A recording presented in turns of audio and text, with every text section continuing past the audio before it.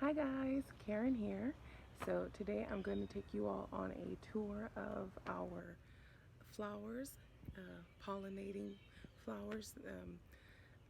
So one thing that I realized from last year that we didn't do enough of, well, almost at all, we didn't plant any flowers other than sunflowers.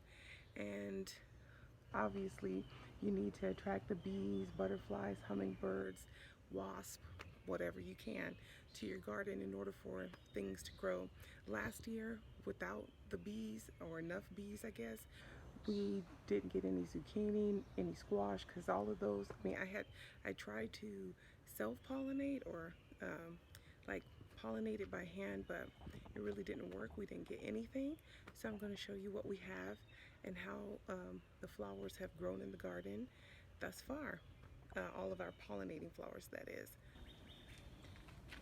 So, as you can see, our sunflowers have grown immensely, and especially over here as well. See, these right here, they're almost taller than this side of the house. Funny. So I'm just going to walk you through everything. So we're going to start over this side. So this is our cut flower area. Oh, by the way, well, I'll do those another time. But here are our sunflowers. I didn't realize when I was planting everything that this area got this much sunlight during the day.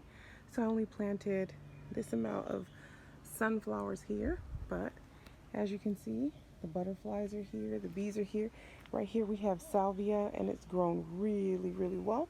We have 2 plants, and every morning we come out, there's at least like 5 or 6 pollinators here from the butterflies, bees, wasps.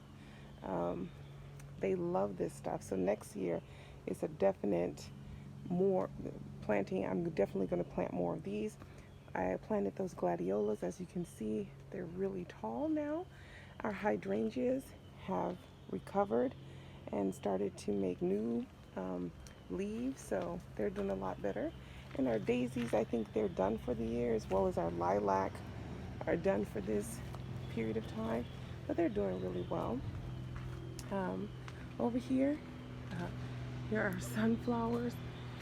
In between the sunflowers, we have Maya's corn plants, but everything's still getting the sunlight that it needs. But the bees come here and have a field day. Obviously, all of those haven't bloomed yet, but they're pretty big. We have hydrangeas to attract them. All the sunflowers here. These are our beans. As you can see, they trellis themselves. Well, the trellis is behind it. It's in there somewhere. And some of the sunflowers have fallen over, like here and here. But instead of cutting them back, I just leave them, let them do their own thing. And here I planted, I forgot what that flower is, back the foxglove. But as you can see, its time came and passed. But I'm so grateful that I planted the sunflowers here because, oh, and this is the calendula here. It's gorgeous. Although I keep reading about it, be careful with it because it can take over wherever you put it. So be careful with that. Here, like I said, this is squash cucumber. You know, just a tip from one newbie to another. Make sure you plant pollinating plants over here. Once again, the sunflowers attracts the bees. They come down in here. Oh, and we also have the zinnia here. They attract the bees. They get down in here and they pollinate the flowers for us.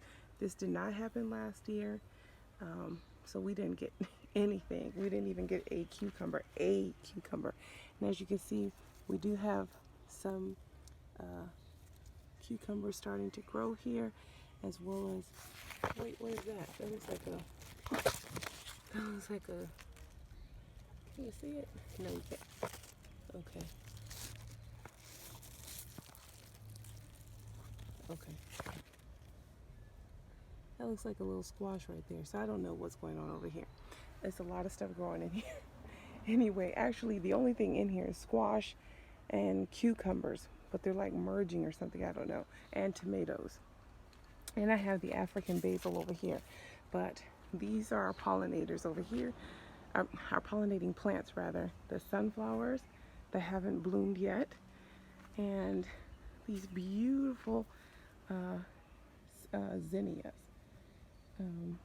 We also have the hydrangeas. I have a row of hydrangea here.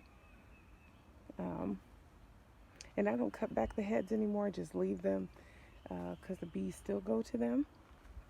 And then here in this box, we have basil, a Roma tomato plant, and this huge zinnia bush. As you can see. So this is huge and has huge blooms on it. Beautiful. Yeah, hydrangea land right here, or lane. This is my hydrangea lane. And it just looks so beautiful. So we didn't do this last year, so to any newbie out there, I would suggest making sure you get your flowers in, your pollinating flowers, the ones that attract pollinators, because without them, we really don't have a garden. So I'll show you over here. Over here we have Gladiolus and Daisies.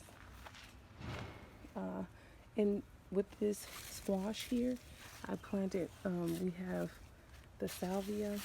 It's killing it though, but the bees go in there and then they pollinate everything. We just pulled our first squash yesterday. Then we have the petunias. And over here we have our gladiolus blooming. I did plant sunflowers back there, but as you can see, they're not very strong. And all of these are cucumbers and zinnia in front. And we have a rogue sunflower here. With our tomato plants, we had a rogue sunflower, and I did have some marigolds, but I killed them off when I sprayed it with, in the middle of the day with, I think, a concoction that I made.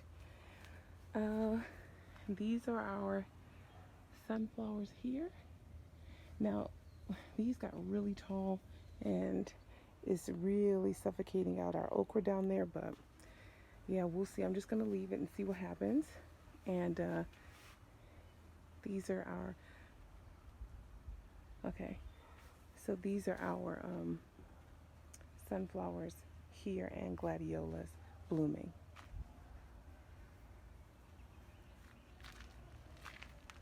One of my favorite plants I just recently purchased is this Phlox. It's so pretty, and all of the, but we have more butterflies and bees because of it. And here, along with our basil, so we could get more pollinators here. Well, I have a lot of basil all over the place. We planted the marigolds. If you hadn't already guessed it, we're still working on the patio here.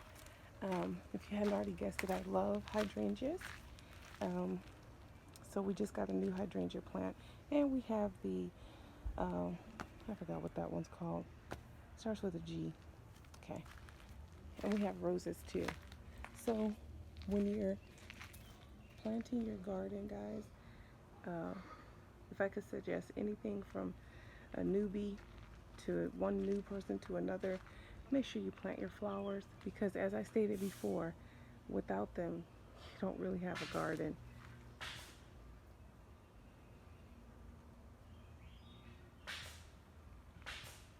Yeah, so plant your flowers. It's beautiful to look at, as well as you'll get a ton of pollinating bugs, bees to your garden. Such a beautiful day outside. That's why I went ahead and did the video. Yeah, and I have some flowers over there as well. But I never would have thought it would turn out like this, but it's absolutely gorgeous. I love coming out here. Anyway, guys, I'll see you in the next video. Bye.